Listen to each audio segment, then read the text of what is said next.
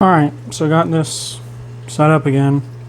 I didn't film me, I also didn't weigh them like I did last time. I'm not sure if I'll include that in the previous video, and I'm not sure if I'll include any of this in the previous video, which was a bit of a failure, by the way, so I'm gonna go over everything again.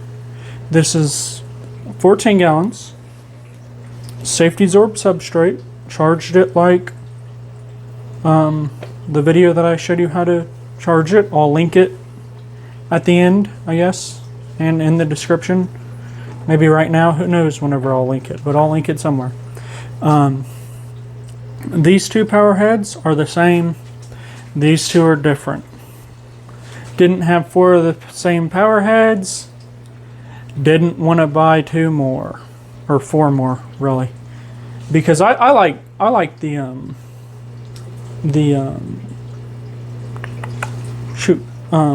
like the magnetic ones, like those guys. Those guys work by far the best.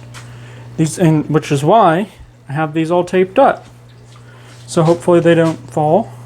And suction cups are terrible, so they need tape. This aquarium is getting nothing. This one is getting glutaraldehyde. I'm going to be dosing 1 milliliter of, let me see the percentage here, and glutaraldehyde is just, like Excel or Aquarium Co-op's carbon or whatever. Let me see what the percentage is, hold up. 2.6 glutaraldehyde. I think Excel is like 2, so it's a little more. And I'm going to be dosing 1 milliliter of that in this 10 gallon every day.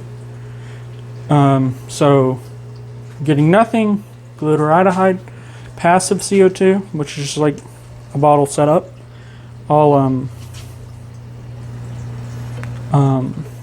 if this works, I'll maybe make a video on how to do that, as well as link like a prettier one in the description. And I haven't used a prettier one, so I don't know if it's good or not, but you can buy it on Amazon. If it sucks, just return it. So there you go.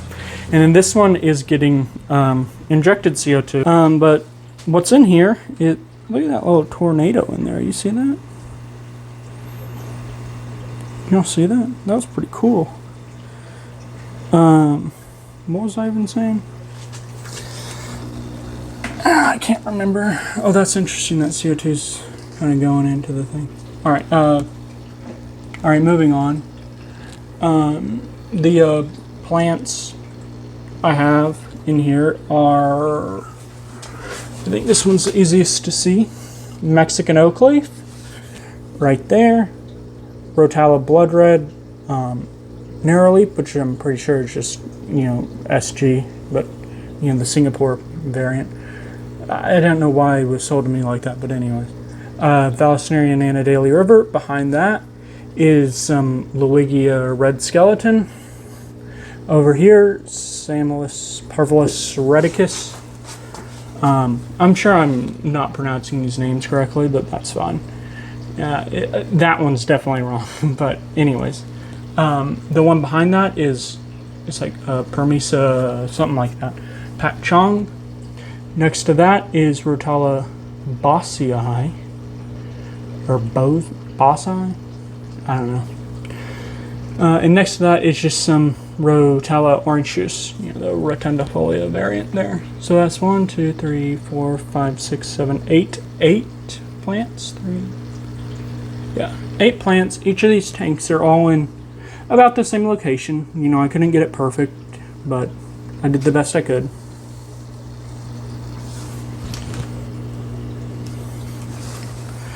And I'm going to be using Easy Green. I'll be trying to keep these at between 20 and 40 ppm nitrate, because I tried doing this with just the aquasoil and I got a ton of nutrient deficiencies. Some of these plants already have them, like some of the blood red, I think, is the only one with them, but that's okay.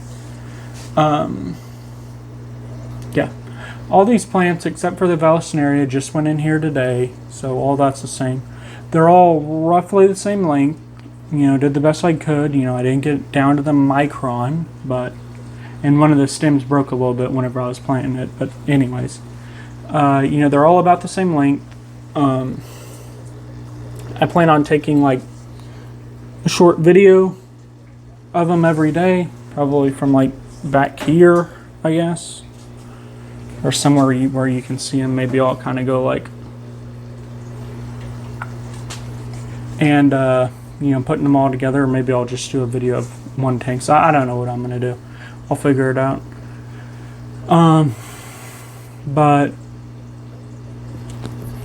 yeah, so basically, to, you know, make it short, I'm trying to you know, determine which CO2 variant's better or whatever. You know, see if the passive works, see if glutaraldehyde is any different from the you know, control, I guess. Yeah, so I'm trying to keep all variables as best I can the same. You know, they are all on the same light.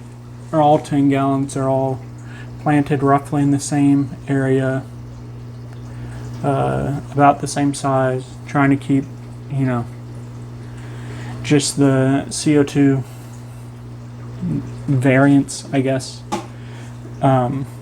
You know, the only variable here. You know, there will be others, like the power head, for instance, and you know, maybe the light moves around a little bit. Maybe it's not perfectly aligned all the time.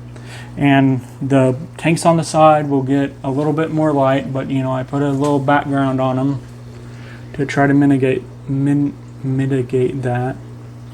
There's backgrounds in between all the tanks. You can see. But yeah, I'll run this experiment for a month or so. And I have a few more experiments with CO2 and also with not CO2 that I plan on doing. So yeah, try and get to the bottom of this CO2 thing or whatever. So get a good look at all of these right now. And I'm sure some of these plants will float up for the first week or so. You know, I'm just going to plant them back down as fast as I can and hopefully in the same spot as best I can. So, you know, this experiment's not perfect. If you want a perfect run, you know, you can run your own experiment.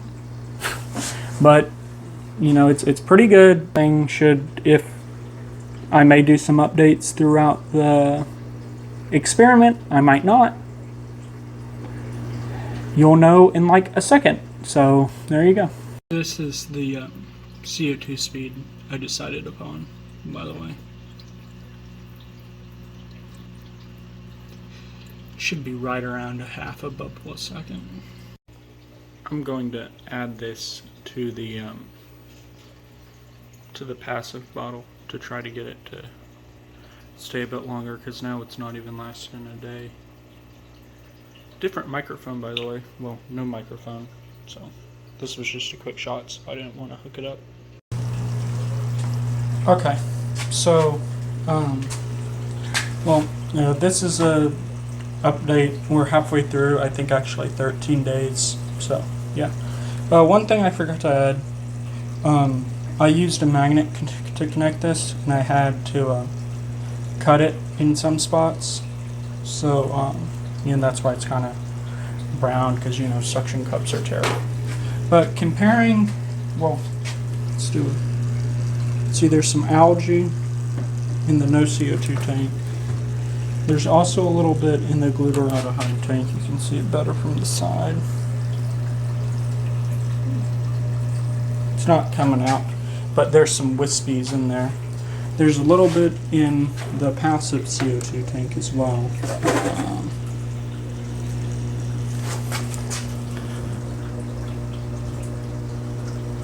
Actually, there might not be any in here, except for, you know, the spot algae. I don't think there is any. And there's a little bit in the regular CO2 as well. So, comparing the the control on the glutaraldehyde. I think the glutaraldehyde is doing a little bit better. Like you can kind of tell from the orange juice and the bossy eye, they seem to be doing better. See, there's the orange juice in here, the orange juice in there. Bossy eye, bossy eye. I'm not sure why it looks so bright, but anyway. So I think this one's doing worse, this one's doing second best, third, fourth, I think. Which is kind of what you would expect. The bossy eye in here is doing much worse than in either of these two or any of the other ones for that matter. But the Luigia red skeleton, way better. Mexican oak leaf, way better. You know, a lot of the other ones, they're doing way better, including the Rotella blood red. Honestly.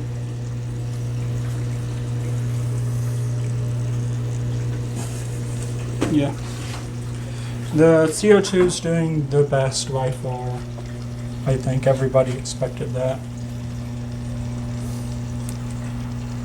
Might have to trim, actually, in this one.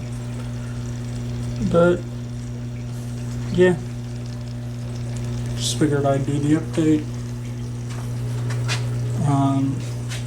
Oh, and this is 0 kH water, by the way.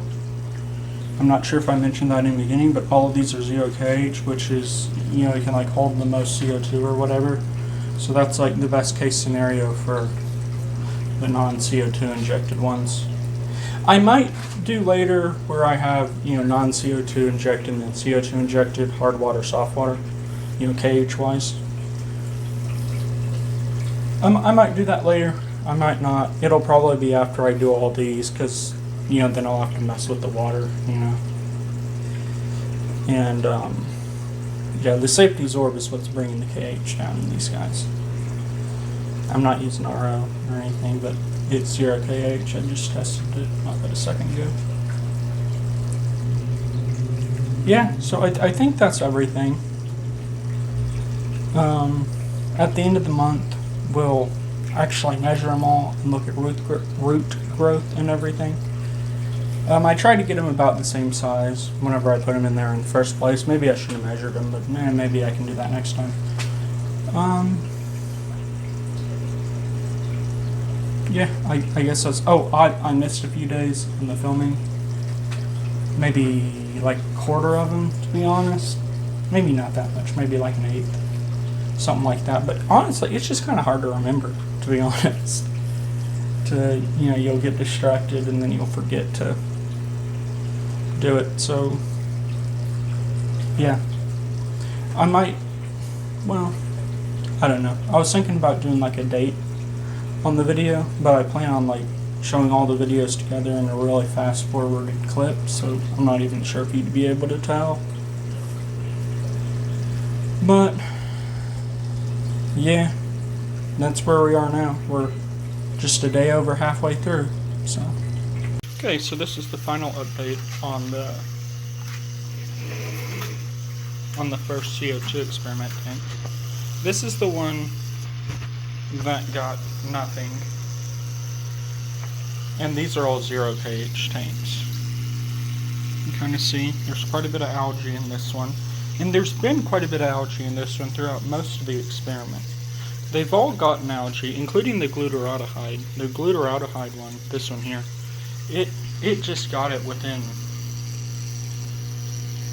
the past week, maybe even less, the past couple of days. I'm not sure what this white stuff is. It's kind of showed up in all the tanks from time to time, and I've vacuumed it out with the shot vac, but it keeps coming back. And yeah.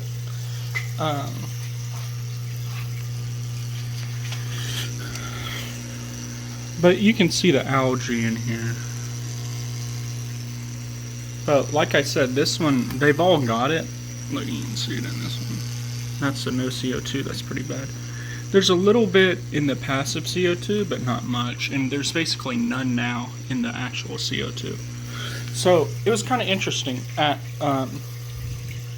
the no CO2 and the CO2, They got that algae.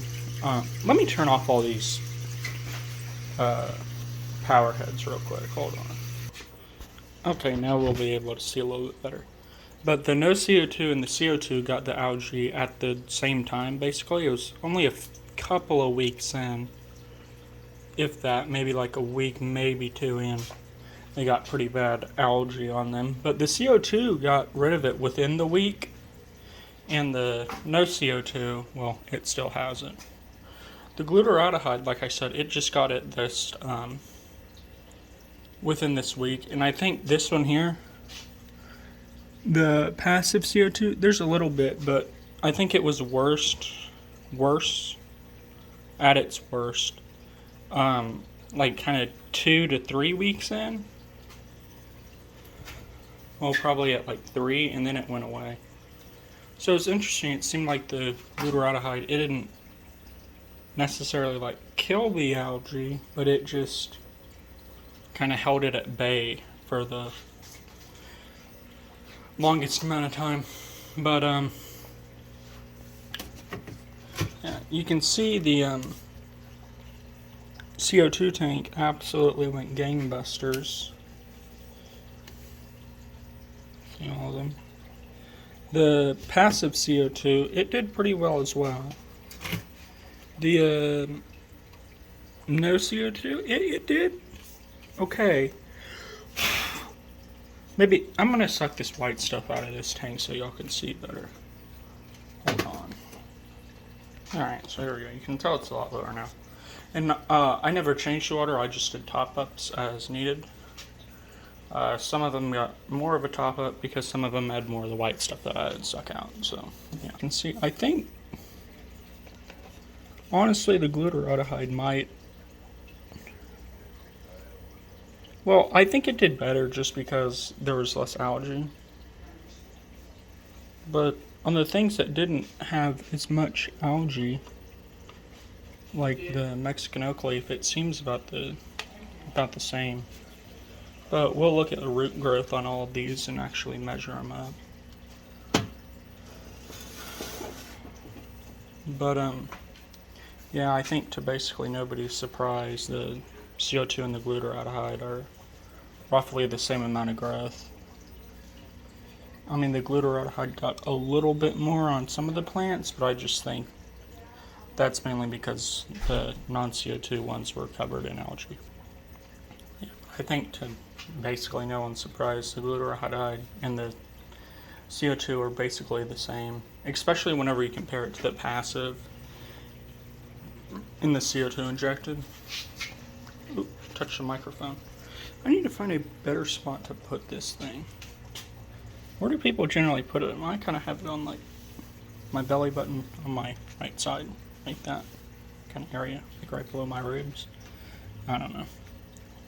But yeah, whenever you compare these two, you know, I think it's pretty obvious that CO2 did basically nothing, or the glutaraldehyde did basically nothing. Especially whenever you look at the Lily of Blood Red, or Red Skeleton. See it there, and a little baby one there.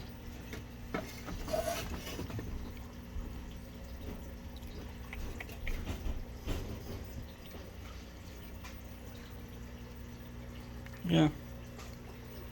And the passive CO2 was like really inconsistent. It would like, whenever I filled up the bottle, it would like go half in a day, and then to get the rest, it took way longer, basically. So, yeah.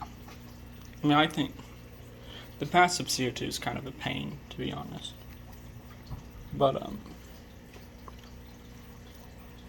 yeah. Well, I'm going to take the plants out and we'll have a look at them. Okay, so I got them all laid out. This section here, I'm saying this section here is the no CO2. This section, the glutaraldehyde. This section is the passive, and this is the injected. So whenever we look at, like, especially the ones that didn't have a lot of, I try to get most of the algae off of them, but especially the plants that didn't have a lot of the algae on it in the no CO2 versus glutaraldehyde, they're about the same size. This is a no CO2, and that's the glutaraldehyde. You can see the no CO2 is actually bigger on the plant that didn't probably fared best with the amount of algae, you know.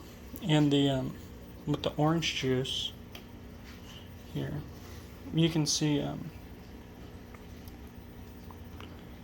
they're about the same length, but the glutaraldehyde one just got a little bit branchier. But again, you know, this orange juice, it had a lot of algae on it. So, I mean, yeah, I'm not sure if it's super fair to compare. But as I recall, the Mexican oak leaf wasn't too bad. And you can see, I mean, they're basically the same size. The root growth, it's about the same, maybe a little bit better on the no CO2 compared to the glutaraldehyde. I think it might be a little bit better. But, I mean, really, it's about the same. I'd say glutaraldehyde basically does nothing except for help stave off algae for a bit.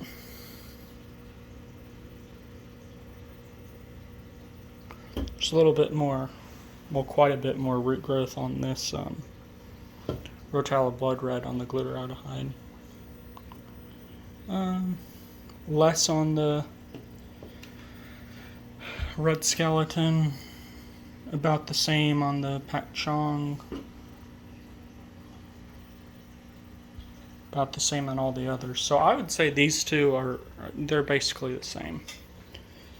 But yeah. So now comparing the passive CO2, which was a pain to do, I'm going to be honest, to the CO2, you can see the Vallisnerian Anadaly river. I dropped it. That might be noisy. But you can see it was not fond of the inconsistencies and it melted back quite a bit. Whereas with the injected CO2, it liked that a lot and it made 2 more. 3 more. There's a little pup starting there. And the Mexican oak leaf grew way better. I had to cut this one off about 2 or 3 weeks in because it reached the top. And this one made a whole buttload of side shoots. You can see where I cut it off right here. Right there. It made a whole bunch of side shoots. So did this one here, but the side shoots are a lot smaller in the passive CO2.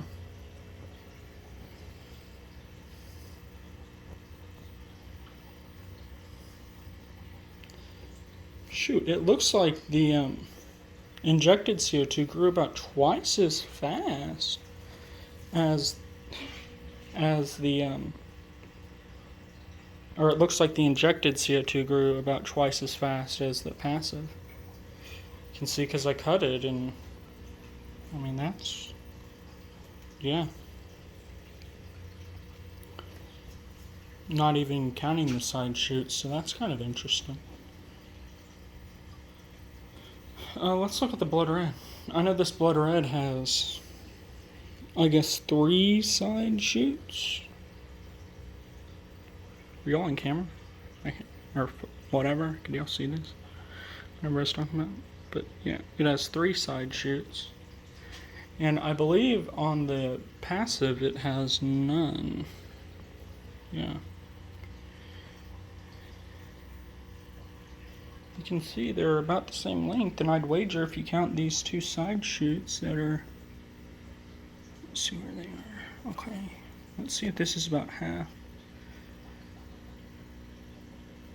Yeah, I mean, it looks to me, it looks like the injected CO2 grows about twice as fast as the passive CO2. carrying these side shoots and everything. Because these side shoots were about half the length of that stem, and there's 2 of them. So, and the long, you know, it looks like about twice as fast. Let's check out this red skeleton.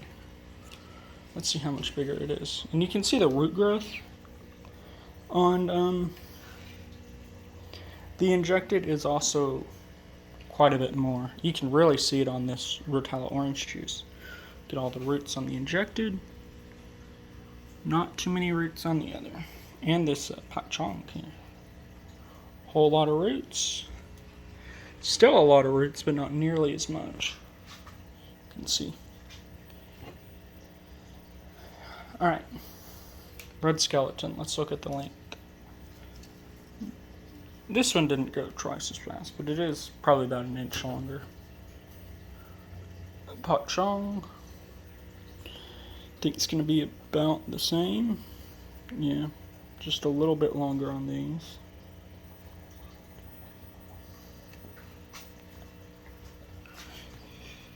Orange juice.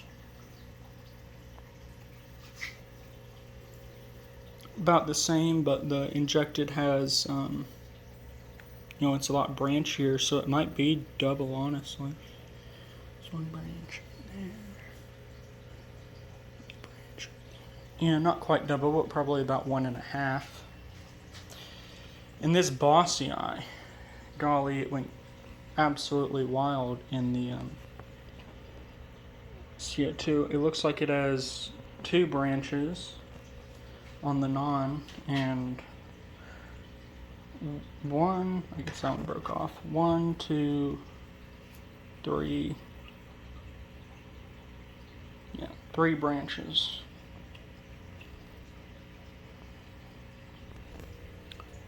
And it's also way, way longer. Looks like this one might have grown at, well, maybe even a little bit more than double.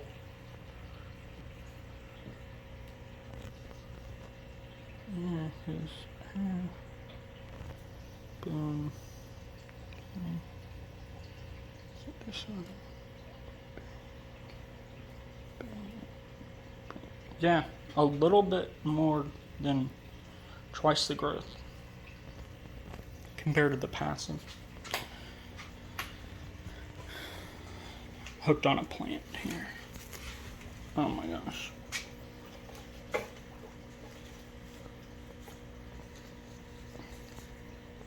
This floor is filthy. I need to clean it. But yeah, I guess let's compare the Glutaraldehyde to passive. Bossy Eye, probably with the side shoot on this one, probably grew about the same. I think the Mexican oak leaf tells the best story because it's so darn fast growing. But yeah, looks like about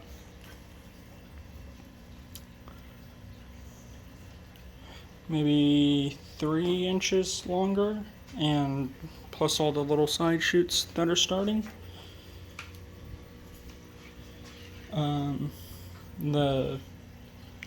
Well, it looks like the Vallisneria didn't like the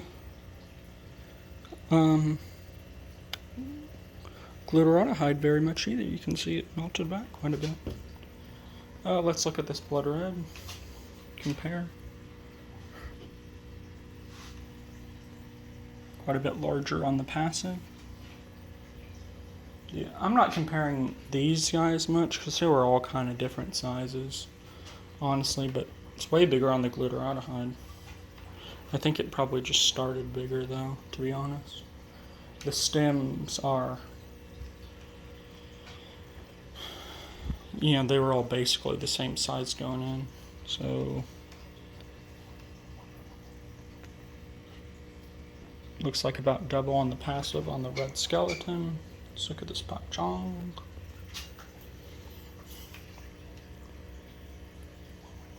About double again, maybe a little bit less. This orange juice, This had quite a few branches. As I remember, let's get it wet so we can see it better. Yeah, it looks like about one start, 1, 2, 3, 4. 4 kind of 1 inch and one little baby. And I believe on the passive, it has basically none. Well, it has a little one right there. But,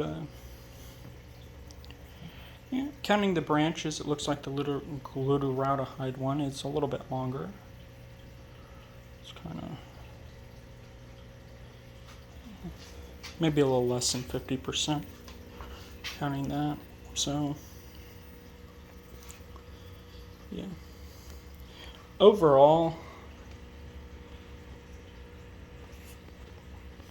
let's compare the CO2 to the no CO2, actually. And this is all 0 kH water, so it's kind of the best case scenario for the non-CO2 injected ones. So this is, and the CO2 injected ones, I guess, as well. This is a no CO2 pak chong compared to CO2 pak chong. So 1, 2, about double, a little over double the size on the pak chong. Let's look at red skeleton. I think red skeleton tells the best story because it's not super branchy. Like the orange juice here, the orange juice on this one is a ton of branches. So let's see here. Whole lot less root growth on this one.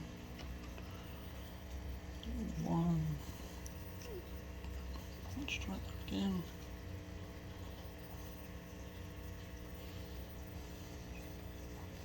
Looks like almost triple the size, a little bit less, but could y'all see that? I'm bad at holding it in frame. Let's do that again. 2. Whatever, about triple the size. And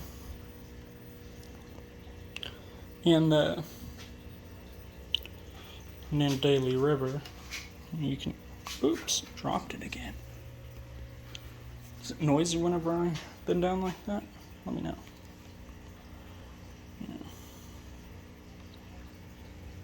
Yeah. I mean, there's 3 compared to 1, so. Yeah, it looks like. Yeah, I mean, let's check out this bossy on there. I don't think there's hardly any branches on this one. 1.5, 2, 3, 4.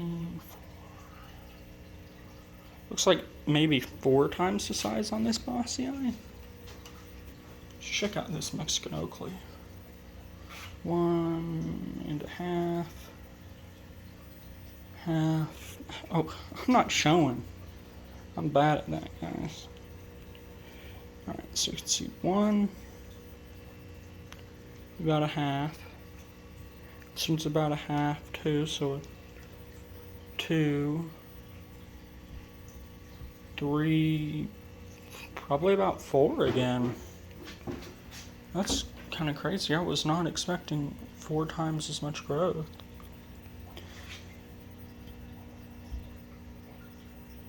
But again, like these ones were covered in algae. So 1, 2, 2 to 3 on that one. But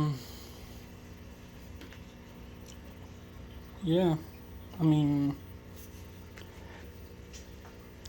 yeah, I mean, I feel like these were kind of the results everybody was pretty much expecting. Looks like in general, root growth is quite a bit more on the injected CO2. Yeah, I'd say more root growth on the passive compared to these two. And I think I would say the root growth on the glutaraldehyde is a little bit worse than the no CO2.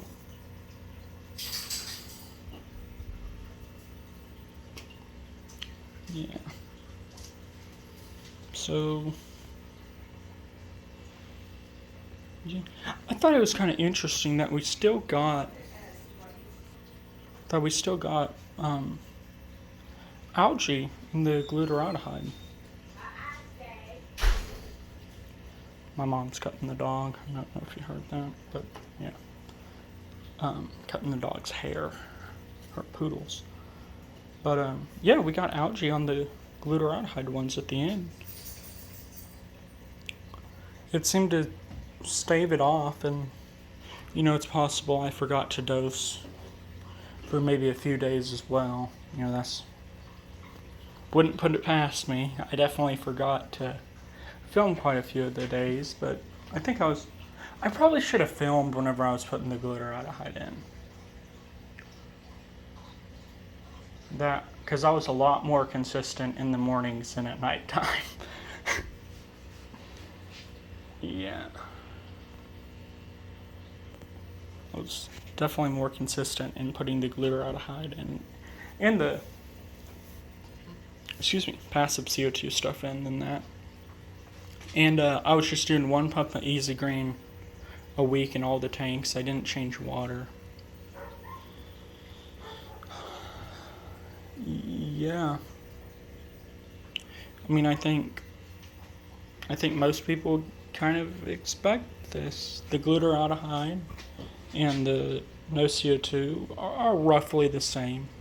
I mean, quite a few of the glutaraldehydes are a little bit longer, but I really think that's just because the no CO2 had algae on it basically the whole time. And maybe I should have taken that off, but maybe not. I mean, I don't know. Yeah, it was interesting. The CO2 tank got the algae pretty quick. I'd say like maybe within the first week, but it was gone just about as fast as it appeared. Yeah, but I guess that's about all I have to say with the plants. Just get a big view here. And with the tanks, I'm gonna do some more CO2 experiments, so subscribe if you want to see that. But I think I'm going to drain them for a while, and I'm probably going to get new power heads too, because you guys cannot see it all with these. Whenever I was doing the filming of the tank, it was just like power head and some Mexican oak leaf. So yeah, I'm going to drain the tanks, just so everything kind of dies, all the algae and stuff, so it'll be maybe a little bit more fair. And yeah, bye.